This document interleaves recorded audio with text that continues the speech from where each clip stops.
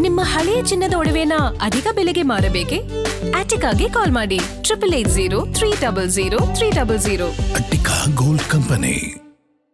ಬಡವರಿಗೆ ತಲುಪಬೇಕಾಗಿದ್ದಂತಹ ಆಹಾರ ಧಾನ್ಯ ಕಾಳ ಸಂತೆಯಲ್ಲಿ ಎಗ್ಗಿಲ್ಲದೆ ಮಾರಾಟ ಆಗ್ತಾ ಇತ್ತು ಅನ್ನುವಂಥ ಗಂಭೀರ ಆರೋಪ ಕೇಳೋದಕ್ಕೆ ಸಿಕ್ಕಿದೆ.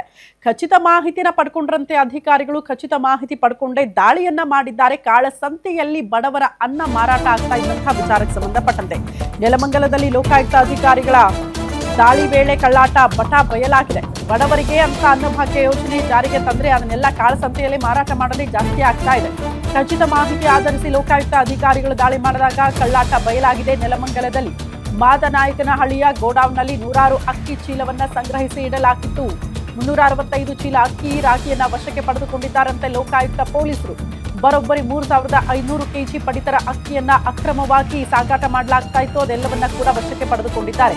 407 ಟೆಂಪೋ ಸೇರಿ ಬೇರೆ ಬೇರೆ ಕಡೆ ಅದನ್ನ ಸಾಗಾಟ ಮಾಡ್ತಾ ಇದ್ರಂತೆ. ಅಕ್ರಮವಾಗಿ ಸಂಗ್ರಹಿಸಿಟ್ಟಿದ್ದ 40,000 ಗೋಣಿ ಚೀಲಗಳು ಪತ್ತೆಯಾಗಿದೆ. ದಾಳಿ ಸಂದರ್ಭದಲ್ಲಿ ಸರ್ಕಾರಿ ಅಧಿಕಾರಿ ಹಾಗೂ ಖಾಸಗಿ ವ್ಯಕ್ತಿ ಸುಬ್ಬರಾವ್ ಇದರಲ್ಲಿ ಭಾಗಿಯಾಗಿದ್ದಾರಂತೆ. ಮಾದನಾಯಕನಹಳ್ಳಿ ಪೊಲೀಸ್ ಠಾಣೆಯಲ್ಲಿ ಈ ಕುರಿತು ಪ್ರಕರಣ ಕೂಡ ದಾಖಲಾಗಿದೆ ಅನ್ನೋದರ ಡೀಟೇಲ್ ಸಿಗ್ತಾ ಇದೆ.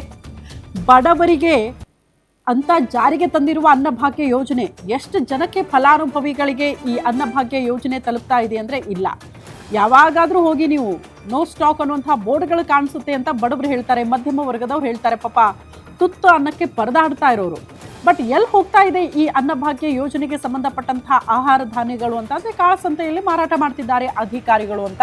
ಸೊ ಇಲ್ಲೂ ಕೂಡ ಹಾಗೆ ಆಗಿದೆ ನೋಡಿ.